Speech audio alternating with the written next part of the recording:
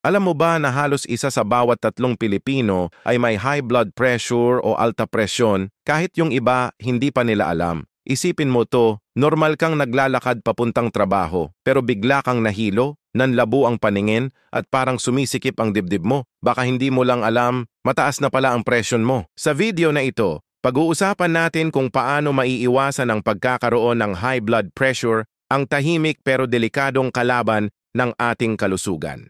Hindi mo kailangang gumastos ng malaki o uminom agad ng gamot. Minsan, sapat na ang tamang kaalaman at disiplina para manatiling malusog ang ating puso.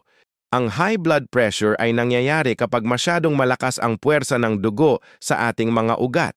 Parang hose ng tubig, kapag sobrang lakas ng pressure, pwedeng pumutok. Ganito rin ang ating mga ugat. Kapag lagi silang napipilitang magtrabaho ng labis, maaari itong magdulot ng stroke, heart attack o kidney failure. Ang masaklap pa, kadalasan wala itong sintomas. Kaya nga tinatawag itong silent killer. Kaya bago pa ito umatake ng hindi mo inaasahan, mas mabuting maagapan. Maraming dahilan kung bakit tumataas ang presyon. Una, stress. Kapag lagi tayong nagagalit o laging problemado, tumataas ang adrenaline sa katawan na nagtutulak sa puso nating magtrabaho ng sobra. Pangalawa, sobrang alat sa pagkain. Ang asin ay may sodium na nagpapanatili ng tubig sa katawan, dahilan para tumaas ang pressure. Pangatlo, kakulangan sa ehersisyo. Kapag hindi gumagalaw, tumitigas ang ating mga ugat at bumabagal ang daloy ng dugo. At syempre, paninigarilyo, alak at labis na timbang, lahat yan dagdag panganib. Ang masakit? Minsan, alam na nating masama, pero patuloy pa rin tayo dahil masarap. Pero tandaan, ang masarap ngayon, maaaring maging delikado bukas.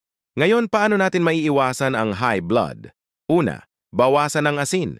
Iwasan ang sobrang toyo, bagoong at instant noodles. Sanayin ang panlasa sa natural na lasa ng pagkain. Pangalawa, kumain ng prutas at gulay.